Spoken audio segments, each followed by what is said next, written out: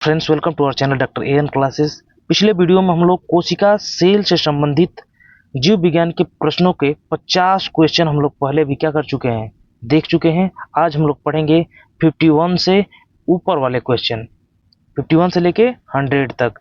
तो आइए देखते हैं कहाँ शुरू हो रहा है।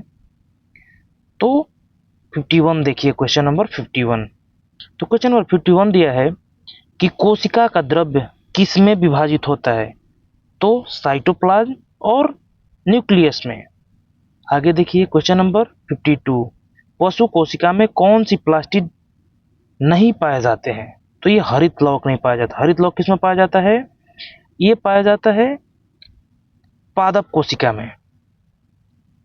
ये क्या करते हैं? भोजन का निर्माण करते हैं। किससे? कि किसी विधि के द्वारा? प्रकाश संश्लेषण के द्वारा। प्रकाश संश्लेषण के द्वारा भोजन निर्माण करते हैं। किसमें? पौधों में। अगला देखिए, जीवाणु में डीएनए कहाँ स्थित होता है। तो डीएनए कहाँ स्थित है? न्यूक्लियोटाइड क्षेत्र में। अगला देखिए, कोशिका झिल्ली की खोज किसने किया था। तो कोशिका झिल्ली की खोज नाइगेली और क्रेमर ने किया था। अगले क्वेश्चन की तरफ बढ़ते हैं। क्वेश्चन नंबर 55, लाइसोसोम की खोज किसने की। तो डी ड्यूबे ने की थी। किसने किया था? डी ड्यूबे ने। अगले क्वेश्चन की तरफ बढ़िए। अगला क्वेश्चन दिया है, माइटोकॉन्ड्रिया की खोज किसने की। तो ऑल्टमैन ने की थी। अगले देखिए क्वेश्चन नंबर 57, राइबोसोम की खोज किसने की। तो ये किया था पोलेडे ने। आगे बढ़िए, गोल्जी बॉडी या गोल्जी निकाय की खोज किसने किया था। तो ये किया था कैमिलो गोल्जी ने। आगे देखिए, कोशिका भित्ति किसका संरक्षण करती है। तो ये किसका करती है? कोशिका का करती है। कोशिका भित्ति का कार्य क्या है? आकार और मजबूती प्रदान करना कोशिका भित्ति का काम है। अगला देखिए, क्लोरोप्लास्ट में कौन सा रंजक होता है। तो क्लोरोफिल होता है। और ये क्लोरोफिल का काम क्या है?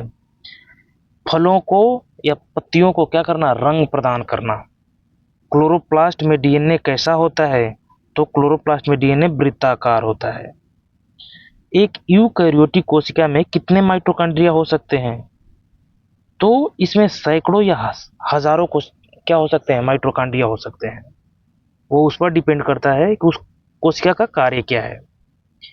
आगे देखिए, सेंट्रिओल किसमें पाया जाता है। तो ये पशु कोशिकाओं में पाया जाता है। सेंट्रिओल का कार्य क्या है? तो ध्रुव निर्माण में ये सहायक होता है। आगे देखिए, एंडोप्लाज्मिक रेटिकुलम का पूरा नाम क्या है। सॉरी, ये मैंने खुद ही बता दिया। तो यहाँ देखिए, ईआर का फुल फॉर्म क्या है? Endoplasmic reticulum. रफ ईआर और स्मूथ ईआर में क्या अंतर रहता है। तो जो ये क्या करता है? राइबोसोम की उपस्थिति, राइबोसोम को क्या करते हैं? ये उपस्थित रहता है इसमें। अगला देखिए, पिनोसाइटोसिस क्या होता है? तरल पदार्थों का अंतर्ग्रहण। और फागोसाइटिस क्या करता है? ठोस पदार्थों का अंतर्ग्रहण। अगला देखिए, साइटोप्लाज्मिक स्ट्रीमिंग क्या दर्शाता है। तो कोशिका द्रव्य की क्या करता है? गति दिखाता है।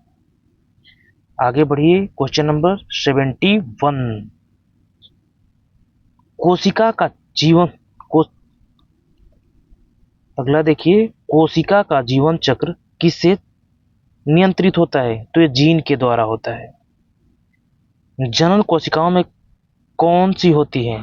तो शुक्राणु और अंडाणु होते हैं। अगला देखिए, एपोप्टोसिस का अर्थ क्या होता है।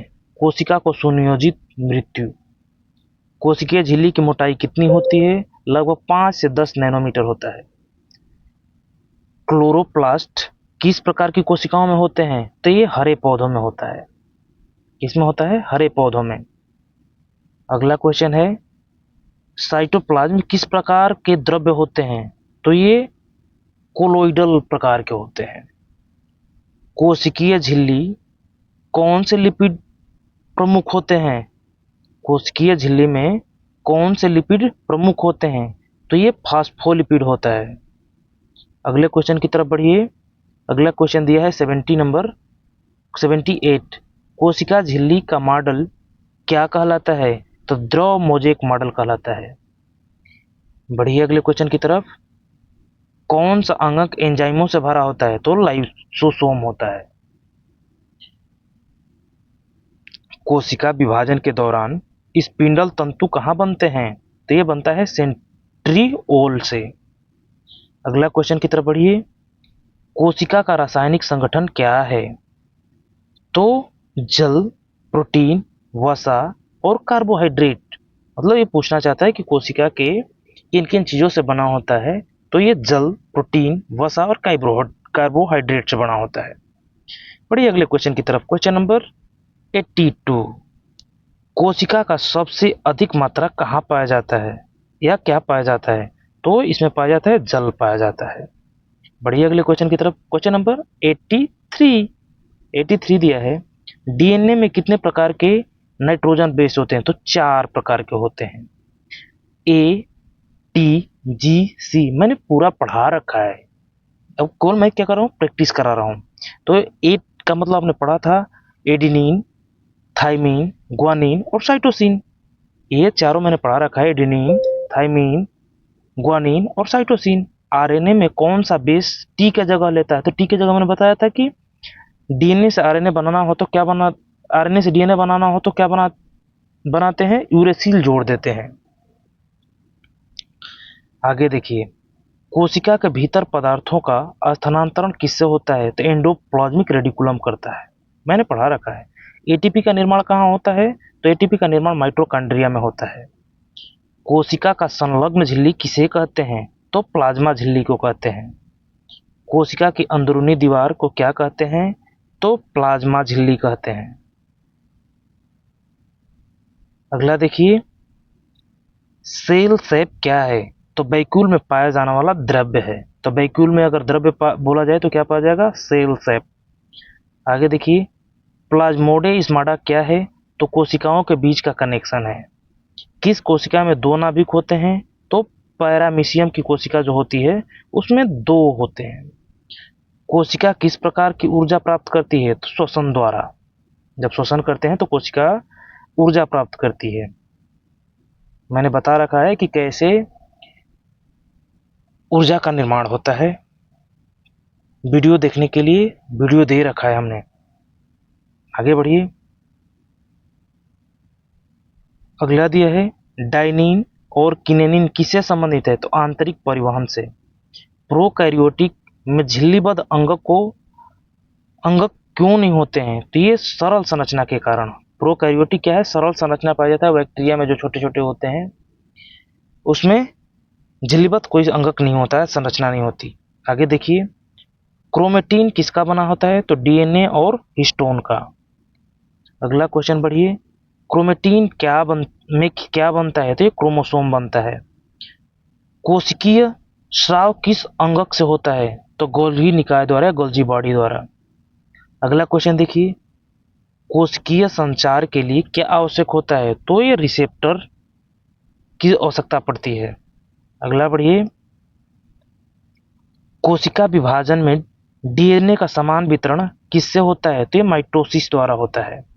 कोशिका विज्ञान को क्या कहते हैं? तो कोशिका विज्ञान को साइटोलॉजी कहते हैं। ये हमारे 100 क्वेश्चन जो ऑनलाइनर एग्जाम में बहुत बार आते रहते हैं, वो हमने एक साथ पूरे 100 क्वेश्चन कराए हैं। आप लोग इसे ध्यान से देखिए और तैयारी में लगे रहिए।